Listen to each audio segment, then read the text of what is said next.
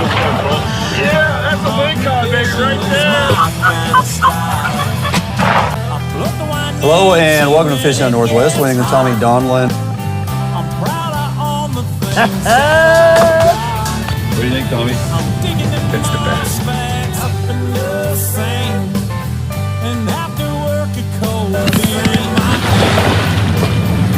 Nice one. Drinking my buddy's homemade wine, living Northwest wild. Hunting, fishing is my kind of style. I float the Wyoming when it gets hot.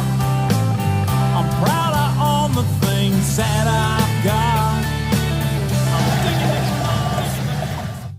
Hello and welcome to Fish on Northwest. Wayne England, Tommy Donlin coming to you live this evening from the Fish on Northwest studio located here in Olympia, Washington. Nice to see you here, buddy. Good to see you. I feel like we went from 80 degrees to 50 degrees. How about the rain. weather? I know. Complete change. The weather, speaking of, I mean, a little bit of on point in that discussion this evening. It's you know, is it a friend or foe, right? It's like, is this advantageous to what we got on the calendar in the next several weeks to months with hunting and fishing and all that? I believe so. Yeah, it's a welcomed change, and many of you know exactly what we're talking about. So we're happy to see it, we're happy to embrace it, and we're looking forward to what it's going to bring us. But before we even get into that, Tommy, we got a lot of content to get through tonight. We got a very special in-studio guest. Want to welcome you all to the show. If you're joining us here for the first time, especially here on Root Sports, go ahead and take a little bit of time and jump over to our webpage, www.fishuntnw.com. There you're going to find a couple things you need to take full advantage of. Edge rods. For one, Edge Fishing Rods, FHN20 is your coupon code at checkout. You're going to save 20% on all fishing rods through Fish Hunt Northwest and Edge rods at checkout if they're not already in another reduced pricing or coupon special. And also Phelps game calls, and it's that time of year, man. Tommy, you should be getting those calls out, working them, and you're taking full advantage. You're going to save 10% on some of the very best calls manufactured in the area through Jason Phelps and Company. Phelps game calls, 10% at checkout, Fish Hunt NW10. Be sure to take advantage of that. Spend some time at our webpage and check out all the content. So with that, we kind of mentioned the weather, Tommy, and yeah, this rain is fantastic. Rivers are up, dropping a little, back up, dropping a little. Ideal for what I like to see. It is, yeah. We're not seeing the drought conditions we saw last year. I've also had a lot of activity on my game cam this last week, to include a bobcat and a bear, and got a number of deer in there. Yeah, and, you got a regular zoo going on. Yeah, you think? Yeah. I'm a regular Dr. Doolittle over here. So, and we got some elks showing up out there in the little opportunity where Matt and I are going to take advantage of just outside of Eatonville there. Got some access to some timber company land that muzzleload season is right around the corner. It is. And so we're going to be looking at that as well. Oh, by the way, announced today, a late incoming email. If you didn't get it, crabbing will open. Winter crab October 1st. Set to open October 1st, with the exception of areas 10 and 11. Right. Go figure. It's always typically delayed. As long as it's delayed and not canceled, I'm okay. That's a good point. I mean, I guess look at the glass half full. It's like they didn't say it's canceled. Right. But they did say they're waiting until they collect more data based on our what? Our summer crab reporting, which is on our shoulders to ensure we get enough enough of our cards turned in that they can gauge participation and what percentage is left for us to take. So That's right. Don't hold your breath on 10 and 11, says Gabe Miller. Gabe. You know, we're gonna maintain a positive light here and see if we can't get at least some type of season. That would be nice. Yes, people do need to turn in their cards, Gabe. That is correct. So please do so. You have until the end of the month to get your summer crab card catch data into WDFW, and it's never been easier. Simply get online. All right, running down the show, and we got a great one tonight. Longtime friend and musician. You guys all know of him. He's been on the show multiple times, and he's back. Tony Winthrop, Bull Down Productions, straight out of elk camp, Washington archery elk season. Tony is here for a great recap. Then we're going to also speak with Don McBride, first time on the show, CCA Tri Cities Local Chapter president. King of the Reach Salmon Derby. It's happening. Some are opposed, and Don will set the record straight. Then we'll be back with Tony, Northwest Wild. He's the artist on our lead-in music. You just heard it as we introed the show. He also has a new album out, Tommy, that we're going to talk about, and we might even get him to perform here live, which would be kind of fantastic, as it always is. Then we're also going to stick with Tony. We're going to talk about his recent successful Wyoming elk hunt, and he's got some information for you. If you're planning a trip there in the next year or two, maybe he can help you out with some of the logistics and how to be successful. Then we're going to jump into the bait lab. Hey, are you river ready? You should be. You've had plenty of time to get prepared. I'm going to walk you through a few of the things that I like to do to ensure success, especially this first week with these rivers on the drop. You want to be ready to show up and do battle. Then we're going to also jump into a little bit of technology talk, Tommy. We're going to utilize technology to your advantage. River flows, weather graphs, river gauge, and turbidity, one that a lot of folks don't pay attention to, but now it's never been easier. So I'm going to walk you through all that and what it exactly means. So stick around. Tony's going to join us here after the break. Don't go anywhere. We're going to be back in studio with Tony Winthrop after this break right here at Fishing Northwest. Defiance Marine is the one-stop shop for the Pacific Northwest angler. Defiance Marine guarantees the best price on a new and best service on a repower for your current boat. Defiance Marine is a Honda Premier dealership and one of the largest on the West Coast. Defiance Marine is a boat dealer who proudly sells Defiance, Allied, and Arima boats. All boats are built by West Coast fishermen for West Coast fishermen. Defiance Marine has all your boating needs to help you get out on the water. If you're looking for the best fishing rods in the world, you really do need to take a look at the Edge rods. I designed and built new machinery, and I think this new machinery has enabled us to build blanks like no other company can build without this equipment. There is no other rods in the world that are as good as these rods. You owe it to yourself to take a good look at them.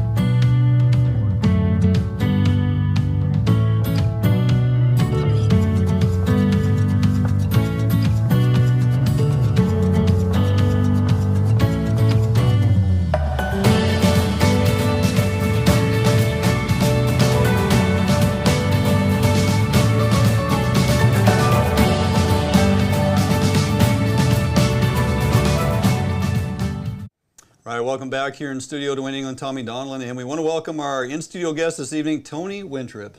How you doing, guys? Hey, good, man. We Good are to have you. awesome. It's been a long time. Oh, it's been a few years. Feels good to be back. Yeah. Still rolling your music on the intro as you have allowed me to do so. Thank you so much. Oh, dude, we get so many compliments on that song. Like, who's the artist? I'm like, well, read the credits that roll through towards the end of our intro, and you get all the information there. So, couldn't be happier to continue to play that. It really is the essence of Northwest, right? It really captures it. It's about all I could do to write it and put it all in a little short package of the Northwest. Yeah, you did a great job. Northwest Wild.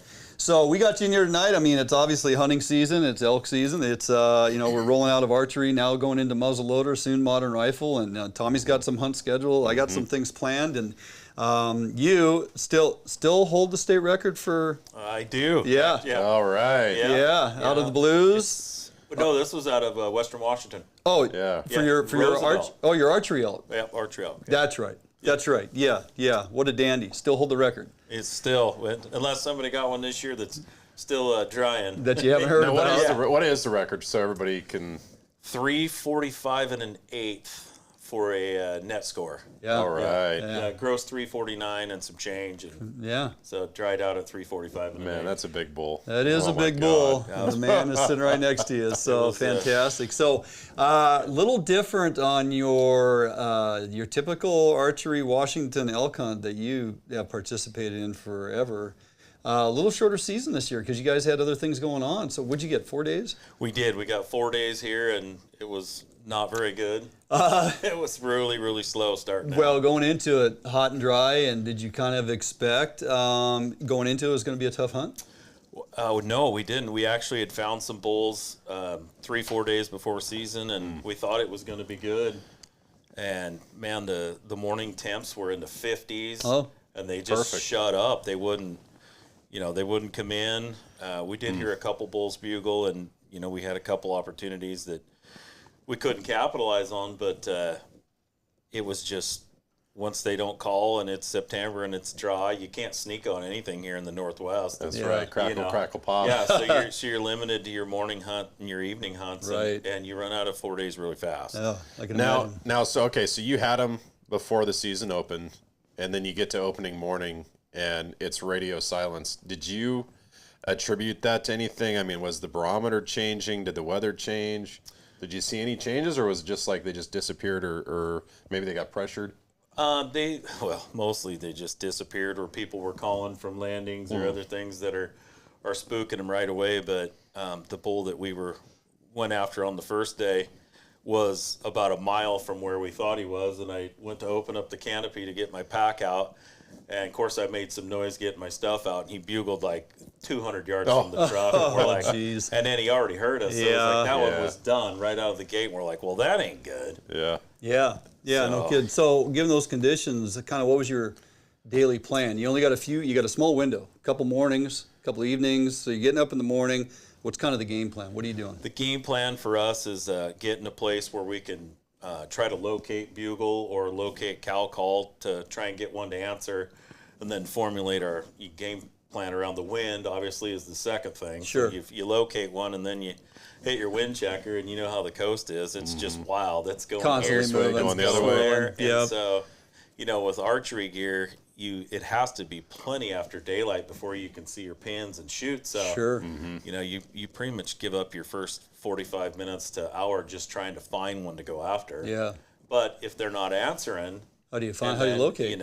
Tracks are dry. I mean, you're just cutting ground as fast as you can before they go to bed. And it's typically when it gets warm early, it's 8:30, 9 o'clock, and they're already heading out of the clear cuts. They're, short window.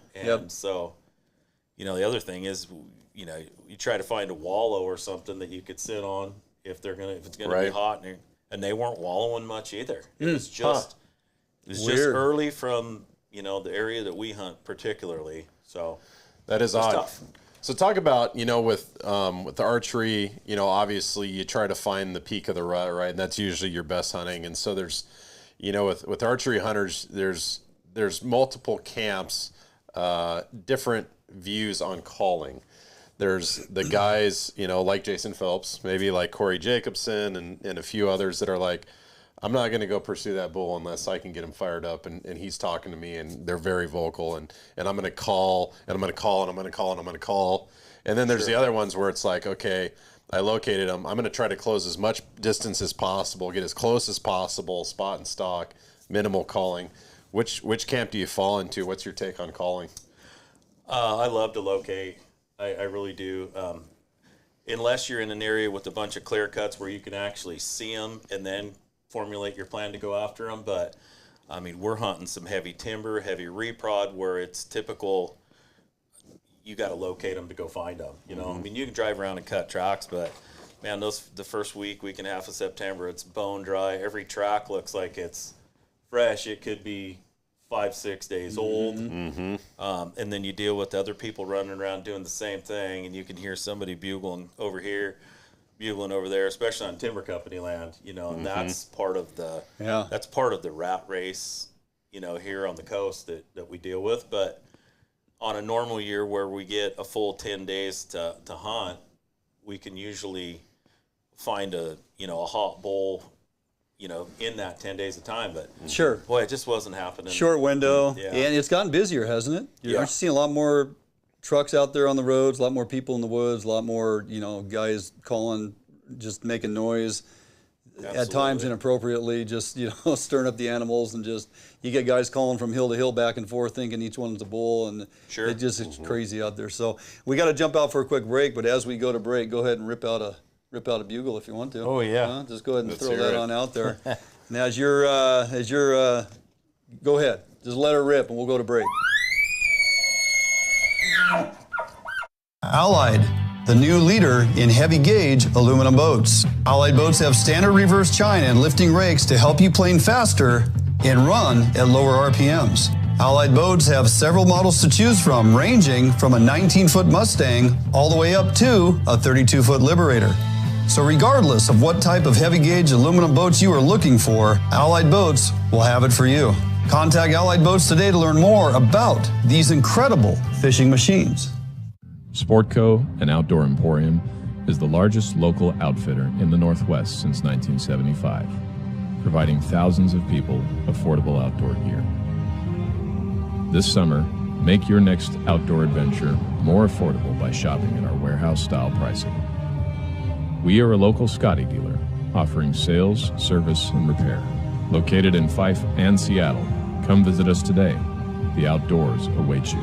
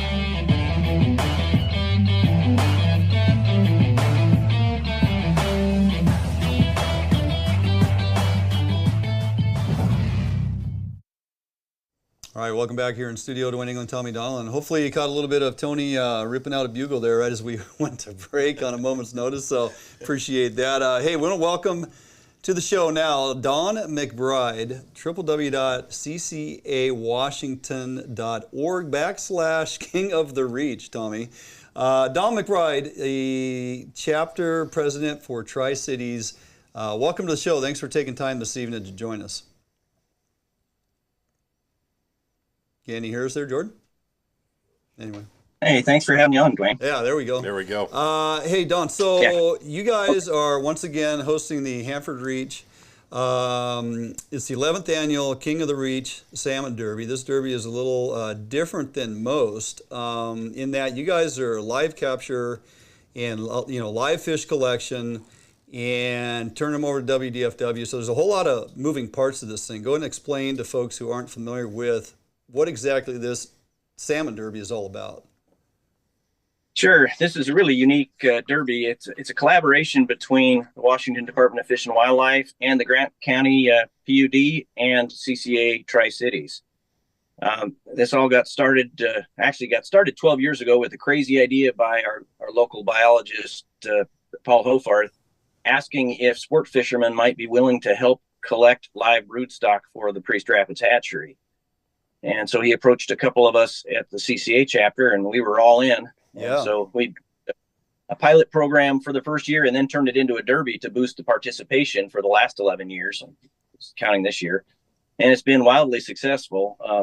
We've been able to provide wild broodstock to help their hatchery genetics meet their scientific review group guidelines. It's really important because if they weren't able to do that, they wouldn't be able to release the millions of smolt that they do that really drive a lot of the fisheries all the way down the Columbia, through the ocean, all the way up to Alaska. Yeah. Super important program. Hey, Don, talk a little bit. How do the rules work? Do you guys cap the number of boats that do it? Is there a limited number of anglers per boat? How does that all work? Yeah. So we have a limit of no more than 80 boats, and we do that just so that be sure that the fish handling will be done in a way that we won't have any mortality on the fish that are captured. There's no limit to how many people can be on a boat, but there's kind of a practical limit. You can run 2 rods apiece already, so there's not really an advantage to stacking a whole lot of people on your boat at the same time. But some of the local guides will actually take clients out, and they can take different clients out each of the 3 days if they would like to do that. Oh, there you go. Yeah. Yeah. So I think you just mentioned a 3-day tournament, and what's the end goal? Like how many how many Chinook, and are they exclusively wild Chinook that they're turning in? And how many of those do they need to collect to meet the goal for the Derby? Yeah, so we have a goal of collecting about 500 or more wild adult, natural origin adult Chinook salmon. So anything other than an adult Chinook salmon that has an intact fin just goes back in the water. Again, our goal is to collect at least 500 of them. We'd love to get closer to 1,000. By doing that, what happens is the genetics of the fish that are raised in that hatchery are we've averaged over 50% of all of the salmon released from that hatchery over the course of the last 11 years have had at least one parent. So if those fish then stray onto the spawning grounds when they return, they're not going to have an adverse impact on the natural origin fish that are already out there. Sure, and makes sense. And it's super important because there's no other way to separate those fish from the wild fish that are out there. There's no weir or other means of separating them. Gotcha. Yeah, that's great. Talk about the process a little bit. So you have all these boats competing out there. They catch this fish. They put it into a live box on their boat. Are they running in right away and transferring that fish, handing that fish off, or how does that work? Yeah, so we provide aerator pumps to each of the boats if they don't already have a large enough live well, and then they bring their own large cooler and basically turn it into a big live well. We found that the fish survive in that really, really well. You don't want to keep them in there for an extended time. Usually, it's okay to fish for a few more minutes after you get one, but we really want them to get turned in as quickly as possible. We have 3 locations where we have hatchery trucks with aerators in them parked, both at Vernita Bridge, White Bluffs, and then halfway between at the Punch Bowl. But we also have a couple shuttle boats out on the water with aerated tanks, oxygenated tanks. And if you flag one of them down, you can drop off your fish without even having to go back to the launch. So it really depends on where you're fishing throughout the reach. There are miles and miles of water you could be fishing. So if you're in a spot that's far away, you might have to run a few miles to get back to where you can drop off a fish. Perfect. All right, we're coming up against a hard break here, Don. But before we go, give us the exact dates of the Derby. Do you have space available still for additional boat captains? And where do folks go to sign up? Okay, so October 27th, 28th, 29th, we do have room for a few more boat captains. So go to the website you mentioned, www.ccawashington.org/King of the Reach. Right. And all the info are available right there, both for the boats and for individual anglers to jump on the boat. It's a spectacularly fun way to not only catch the fish, but also help the resources. It's the only thing I know where you can catch a fish and every one of the fish you catch produces more fish for the fishery for the next year. Yeah, absolutely. Excellent point. So, hey, appreciate you taking time out this evening, get folks squared away on what this Derby's all about and how it contributes to the resource and the opportunity for folks to go fishing and then help the end result in producing more fish in the following years. So, great work you guys are doing. Keep it up, and thanks again for joining us this evening. All right. Thanks, Dwayne. You bet. Have a good one, Don. Have a good night. Don McBride, and again, www.ccawashington.org/King of the Reach for all the information if you're interested in helping out catching broodstock Chinook up there on the Reach and participating in that Derby. It's a lot of fun, and it is not, contrary to popular belief on social media platforms, it is not detrimental to the fishery. It's actually contributing and doing a nice job. All right, going to jump out for a quick break. We come back, more with the gentleman to Tommy's immediate right. And maybe a little music. Tony Winthrop. Yeah, we come back after this break right here, Fish on Northwest. Support from Northwest Sportsmen make Federal Ammunition the world's leading ammunition manufacturer. Federal uses the industry's finest materials, giving you reliable ammunition that delivers superb accuracy and optimum performance. Northwest hunters rely on Sportco to provide the best selection and prices in the Northwest since 1985. Sportco and Outdoor Emporium in Fife and Seattle. Your journey begins here. McCombie's custom lures are made in the Northwest for salmon, steelhead, lake trout, and kokanee. Our products come in a variety of sizes and colors to help you catch more fish. Find our products in stores or at McCombie'sCustomLures.com. Yep, for sure. Oh yeah, big fish. Yeah, buddy. Nice fish. Oh, beauty. Gorgeous fish. Bobby's on the board. We got a good one. Oh, yeah. Oh, oh, geez, come on. Nice fish. Nice fish.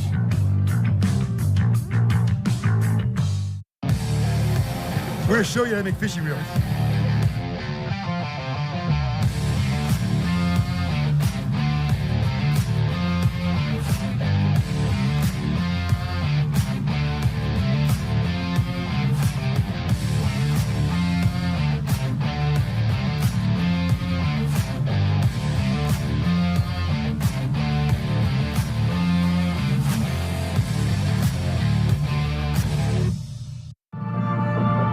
You haven't been here, but you know it. You've heard the sounds, smelled the air, and seen where your heart lands, if not yet. You haven't been here, but you've longed for a destination near or far, where the young and old find rest and excitement, not apart. You haven't been here, but you're on your way to a place not far. ExploreTheDalles.com. All right, welcome back here in studio with guest Tony Winthrop and the man behind the music. Hey. Huh? Glad to be here. Yeah, man. Yep. Always good to get you back to the house. You're so busy. So Bull Down Productions. Yep, I kind of stopped doing the website thing during COVID. Yeah. I mean, it was just a mess, Yeah. as everybody dealt with too. And so I stopped selling the swag, and then I was going to start doing shows again as soon as it got, the bar scene opened back up where we can go out and play again. Yeah.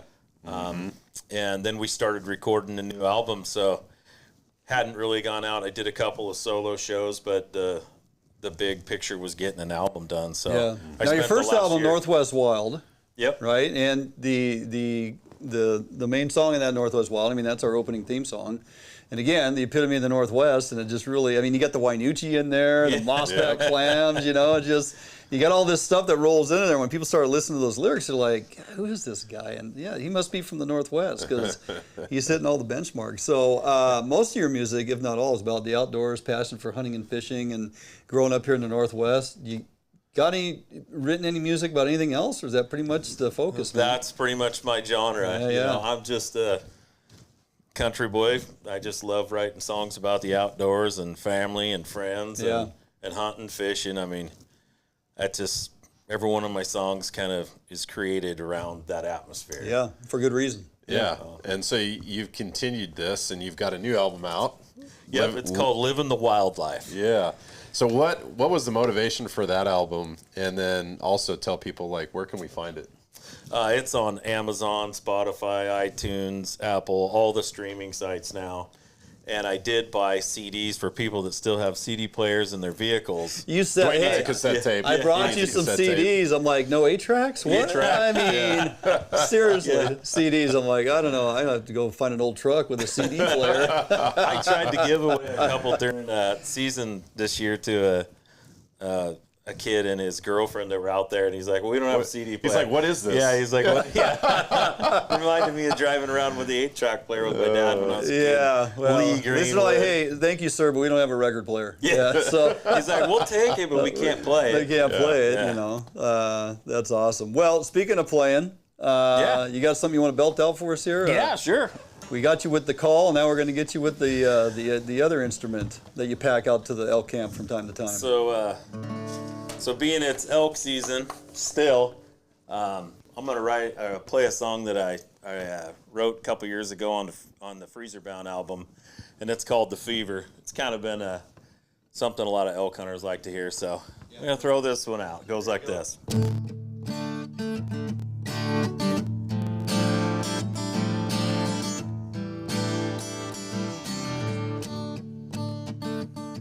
I can smell the noble fur as the wind whips through the air.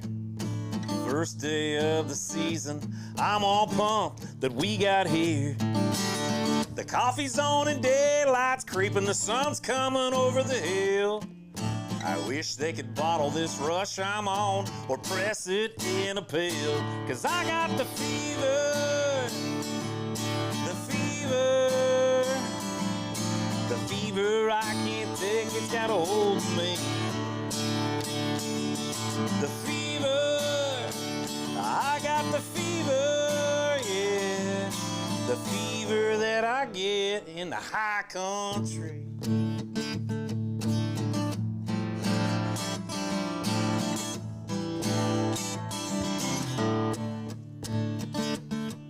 Now I load up the pack I own. The outdoor edge is my fave.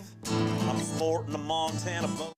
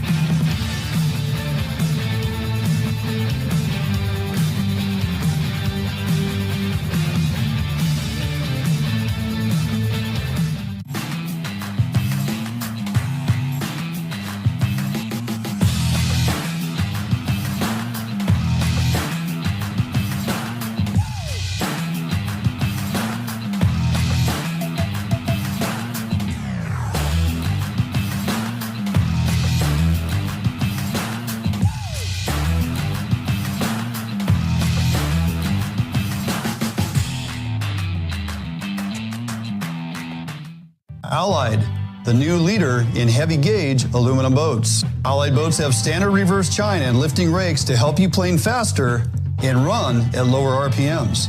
Allied boats have several models to choose from, ranging from a 19-foot Mustang all the way up to a 32-foot Liberator. So regardless of what type of heavy gauge aluminum boats you are looking for, Allied Boats will have it for you. Contact Allied Boats today to learn more about these incredible fishing machines. Hey guys, I'm Big Mike. Come on down to the Edge Pro Shop and see me. We've got all the best brands under one roof. We've got Hawken, Procure, Short Bass, Pro Troll, Yakima Bait, Get 'em Dry Jigs, Northwest Bait Scent, Daiwa Reels, North Fork Lures, North Wild, Brad's, Superfly, Rocky Mountain Tackle, and of course, the greatest rods ever built, Edge Rods. All right, welcome back here in studio to Win England. Tommy Donlan, guest Tony Winthrop. Nicely done, buddy. That was phenomenal. Thanks. That sounded really good. Heck yeah. I haven't played that one in a while, but I needed to. You came back, didn't it? Yeah. It's a feel-good song for sure. Yeah. Speaking of elk camp, so the reason you cut short your annual Washington 10-day get after it kind of a deal with family, brother and dad and all, you guys drew a tag and you were heading to Wyoming. Yep. Wonderful.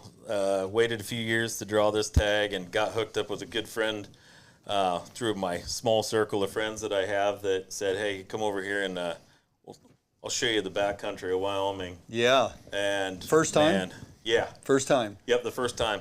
It was like the pinnacle dream for me. I wanted to see the backcountry of Wyoming and enjoy it with my dad and my brother and my buddy Cody and his friend Cody. It was just an amazing experience. How did that compare conditions-wise, weather-wise, elevation, where you're out here on the coast, now you're, yeah. Boy, we sucked wind. Man, we got winded putting up the wall tent. It was crazy. Yeah.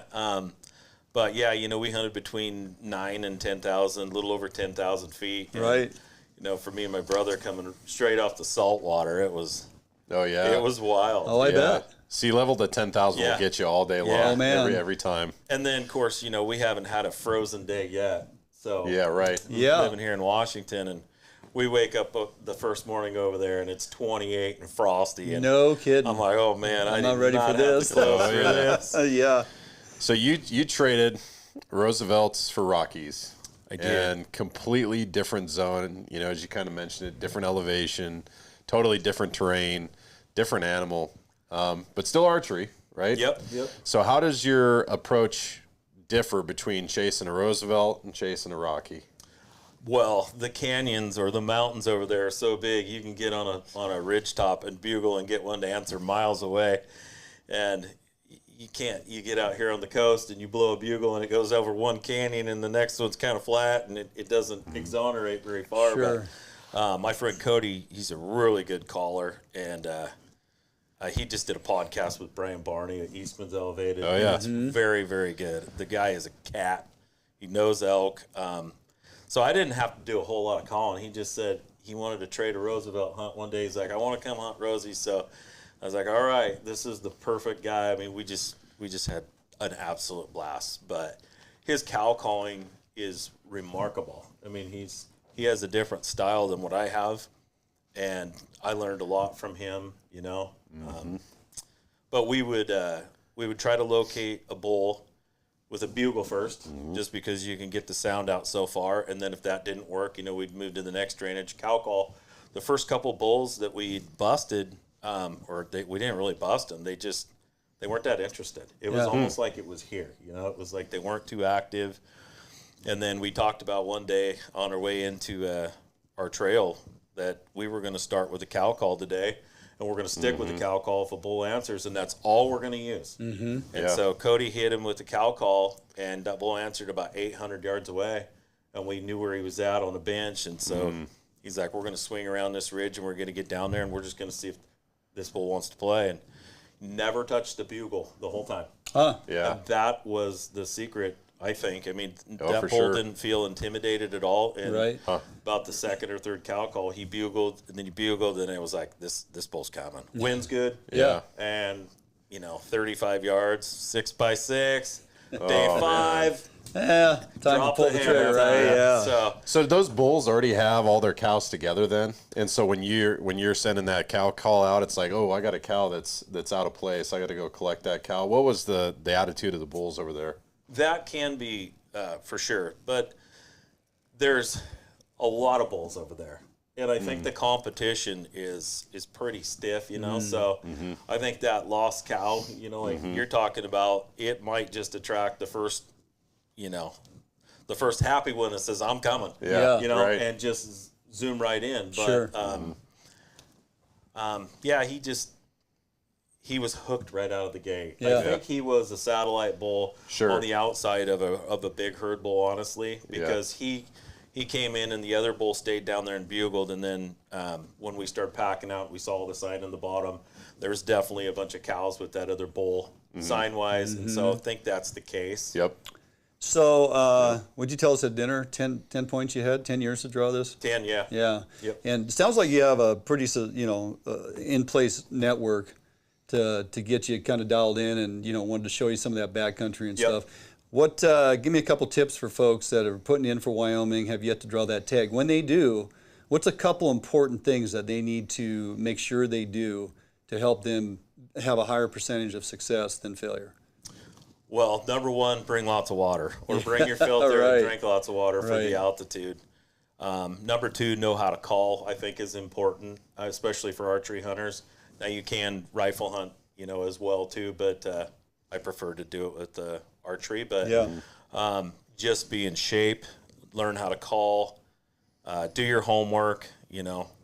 I was lucky in my small circle of friends to find somebody that wanted to show me around the country we hunted, so I got pretty lucky that way. But be prepared, and there was bears, there's bears in those areas in most of Wyoming. Bit of an issue this year in some areas for sure. Right.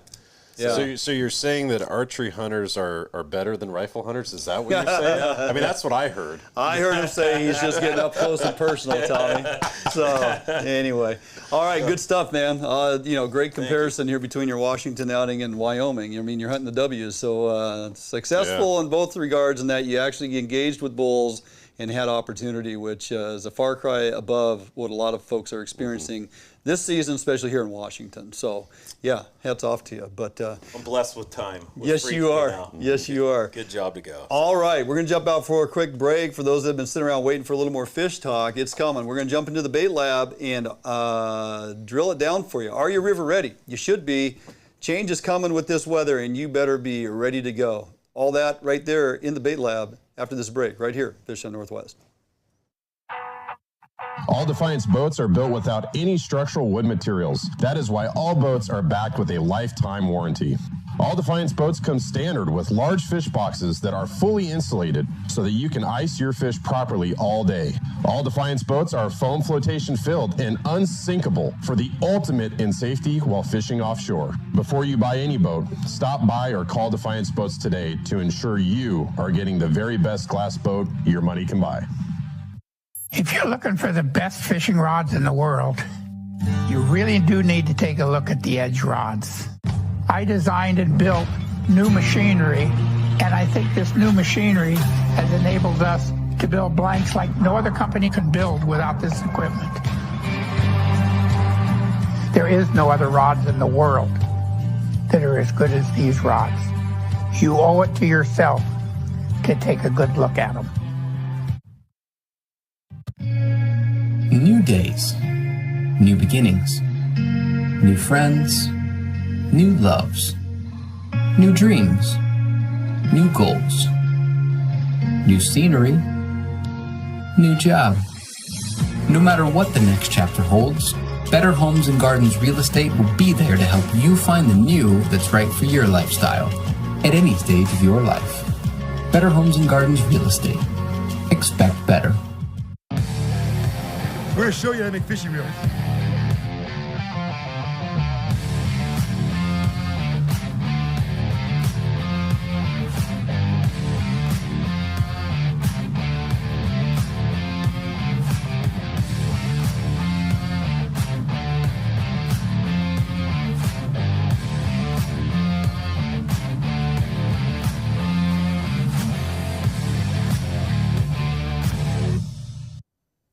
All right, welcome back here to the show. We are now in the Bait Lab. Remember, all Bait Lab presentations brought to you by Sportco and Outdoor Emporium. Everything, I mean everything, literally, well, except for the jingling jigs that you see here on the counter, you can get through Sportco or Outdoor Emporium. So, hey man, the rain is here, the rivers are rising and on the drop.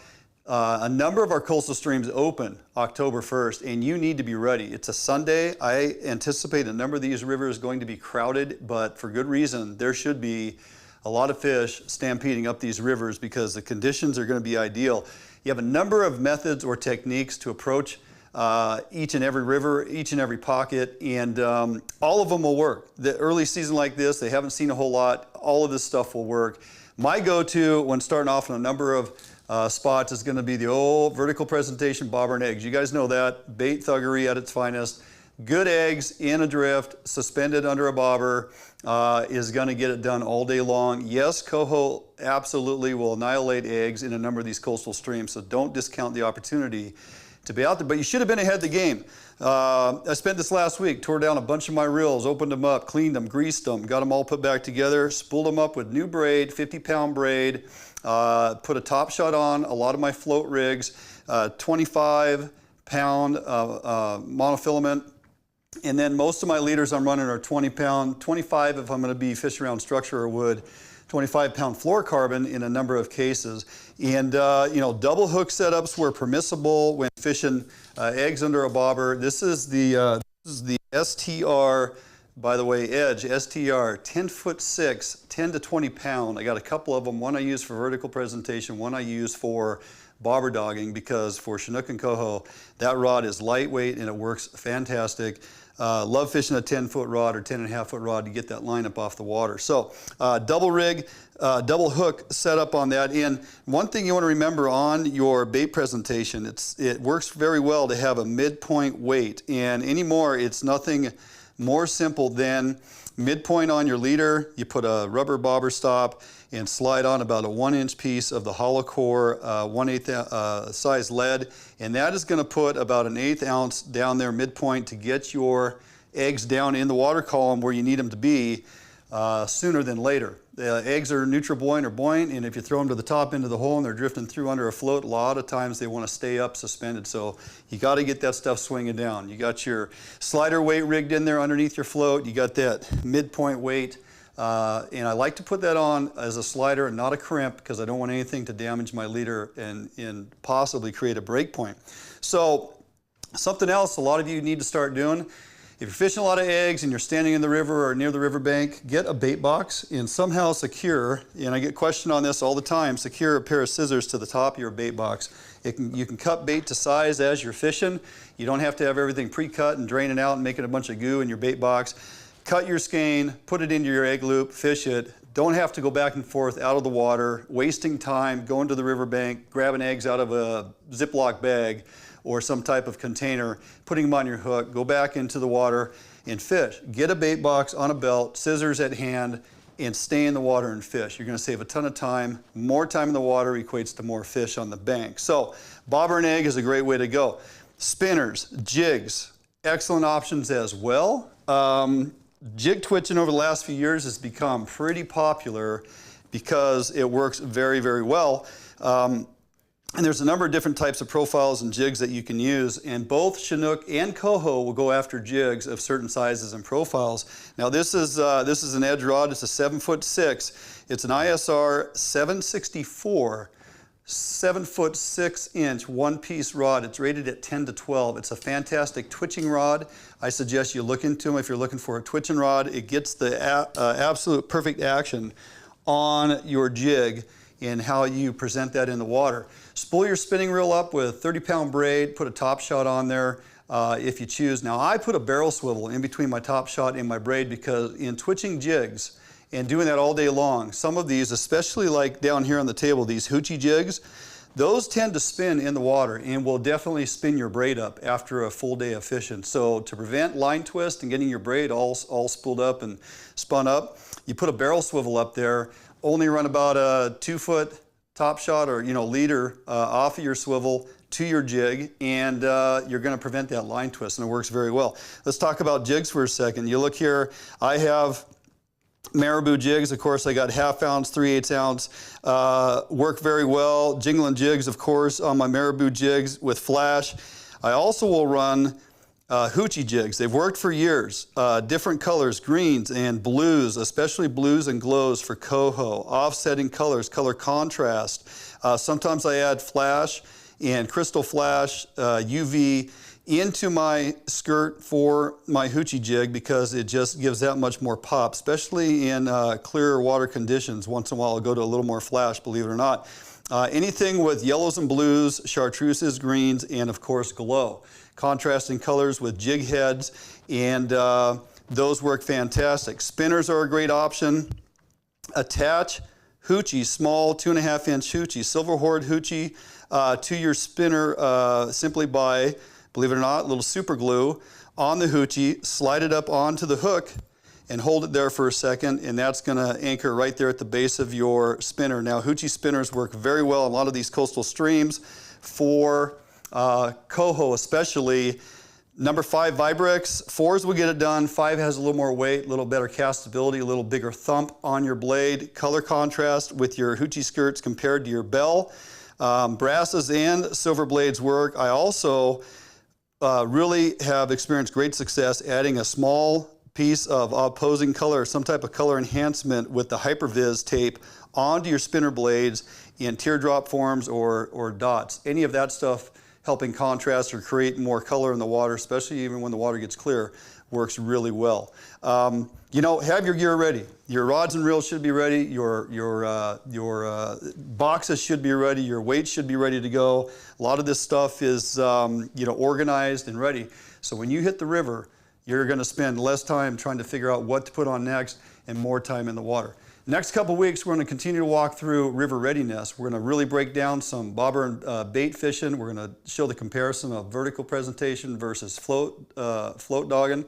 And we'll also get into a little more appropriate methods for presenting spinners and, of course, jigs. Quick overview tonight.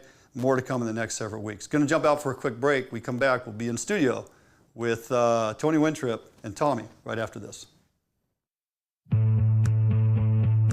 A Northwest favorite for almost 40 years, Arima boats are manufactured with pride in Bremerton, Washington. All Arima boats are built without any structural wood materials. That is why Arima boats are backed with a lifetime warranty.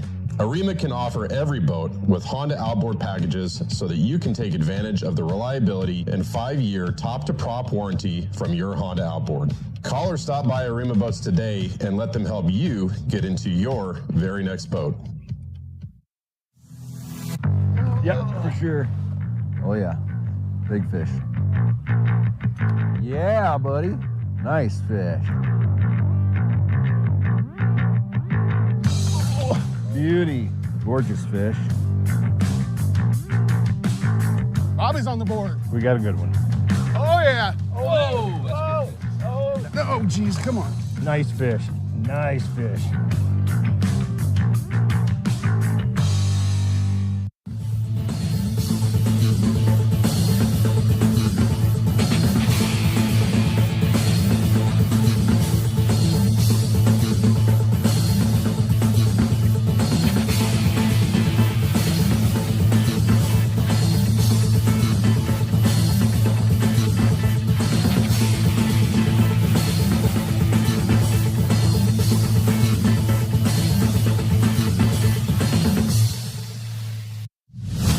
Support from Northwest Sportsmen make Federal Ammunition the world's leading ammunition manufacturer. Federal uses the industry's finest materials, giving you reliable ammunition that delivers superb accuracy and optimum performance. Northwest hunters rely on Sportco to provide the best selection and prices in the Northwest since 1985.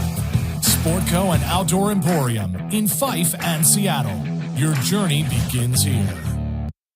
All right, welcome back in studio as we kind of work our way through this. So, Tommy and Tony, as we're now looking at the weather outside, anticipation. I mean, I'm having sleepless nights now. I'm getting so fired up to get back on the river, Tommy. We've been out there on the salt water and the big water and the Columbia, and big boats and trolls and heavy weights. Let's just get a light rod and float some baits through the water and just watch them drain, right? So, sounds good. But to do all that, you got to put in your homework, much like you do in how much information you bring us when we go hit the tuna grounds, or go after halibut, or ocean conditions, weather fronts, all those things coming in, onshore flow, offshore flow, temperature charting, right? Yeah. All that stuff. Yeah. There are resources that you can utilize to up your game, even though we're isolating ourselves to a small river or a tributary or a main stem. So the most important thing to recognize after we get some rain is, man, we're really looking for that drop. We want to start seeing that drop on the river. So and this is what I'm talking about. You go to Northwest River Forecast, and it's going to tell you and show you that, hey, here's what you can anticipate by this date. You look down there at the bottom. I think I circled October 1st, 2nd, 3rd to see where the river's at, and you line up in that dot. So you can see we're on a substantial drop from the height of the in the influx of the rain and all everything that brought the river up. It crests at a certain point, and then we start looking for that drop. So when it turns the corner, starts dropping, you're going, okay, we got a river that's dropping, not on the rise, and the fish have been waiting for that freshet of water to wash out into the bay or into the sound or wherever. Now they're going to be drawn in with that fresh water. The water dropping is conducive to successful fishing. Why? Because it's clearing up, getting to where you get several feet of visibility. The fish are on the march, they're coming in, and you're not fighting off-color, high brown water that's just full of debris and things, right? Yeah. We're getting to that ideal green water, and it's starting to really take shape for us. So some other things you can use. That is a river forecast model to say, hey, here's how much rain's coming. Here's what we think the river's going to do over the next 2 weeks. That's what that's showing. Now we're going to dial it into what's it doing on this specific day? Okay, this here is USGS, and it shows me the river is on the rise, dropped a little, bounced back up. Now you can look at that in a couple different aspects. You can look at it from a gauge height in feet. I like to utilize, and what this is depicting, discharge in cubic feet per second. That gives me a number up there in the left-hand corner of actual flow. That tells me how many cubic feet of water flown per second. For me, that's just easier to gauge. It's easier for me to remember, like going into next season or previous seasons, like, oh, I remember if this river is flowing between 700 and 1200, it's money time, it's go time, right? Now, every river drops differently though, right? So Correct. you have to look at other factors. I know you look at turbidity, right?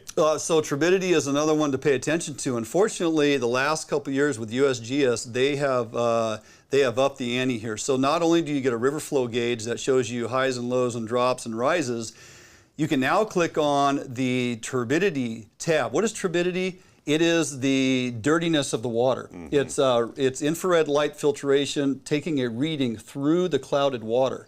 it's talking about suspended load and debris in the water. And so how much light penetrates is really what it's talking about. And so, as you alluded to, Tommy, rivers will rise and fall at different rates based on, you get 2 inches of rain here, here, and here.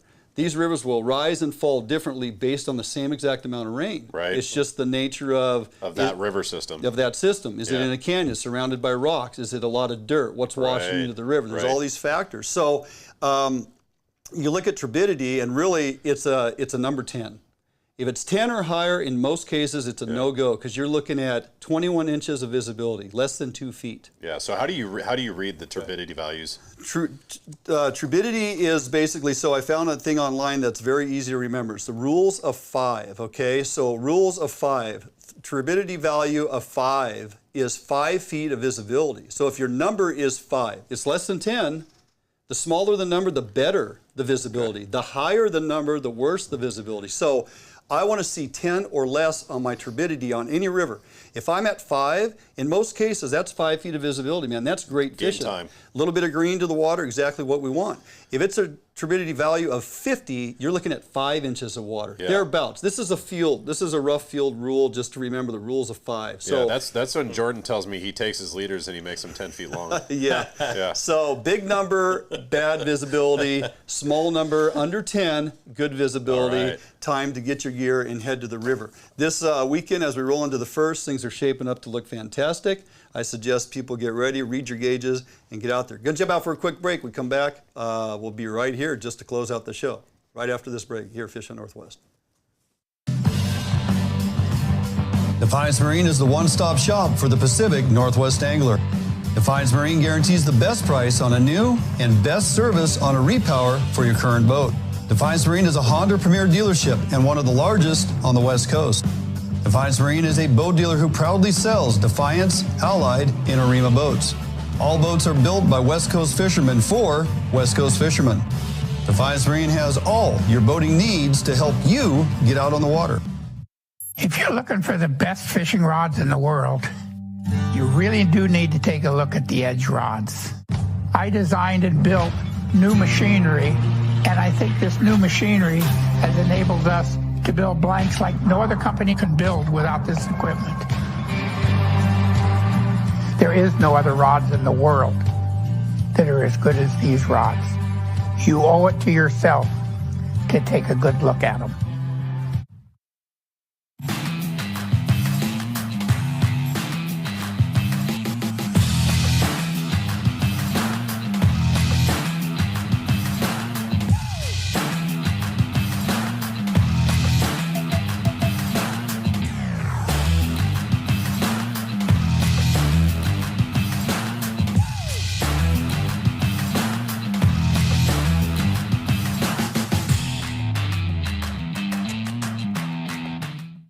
For more than 90 years, you've entrusted one brand to guide you towards living the lifestyle you've always dreamed of. Now you can entrust affiliated Better Homes and Gardens real estate professionals to interpret your needs and help you find the home in which to live your dream. Through every stage of your home buying or selling process, and through every stage of your life, there's Better Homes and Gardens real estate. Expect better. All right, welcome back to the show as we wind it down and close it out. I know that was fast and furious because we were running short on time, but hopefully kind of walked through the process and some of the places you can go. USGS for river flow, NOAA weather and river forecasting is an easy one to find. You just got to Google the words you're talking about and stuff pops up. Yeah, perfect. Sure. Tony, can't thank you enough for joining us tonight. Had a wonderful time. Great to get you back here in Did studio. I talk too much? Is that the reason No, why I didn't we're talk running out of enough, time? man. We used to do a 2-hour show. I wish we still had 2 hours. You know, we got way more to talk about, but unfortunately we don't. So just want to thank you again, buddy. It's fantastic and great elk content as always. So thank you. Yeah, it was fun. Fantastic. All right, that is going to do it for us here this week in studio, and I think I'm solo next week. No, I'll be here. Are you here next week? I am here next week. My calendar's messed up. I'm going to have to look into that. Yeah. All right. Tommy is back. I am back. We'll be back with another fantastic show on Thursday. And be sure to catch us 9 a.m. every Sunday morning on Root Sports for the most recent and up-to-date information that is going on and that you need to follow. So have a great weekend, have a great week, and we'll see you next time right here, Fish on Northwest.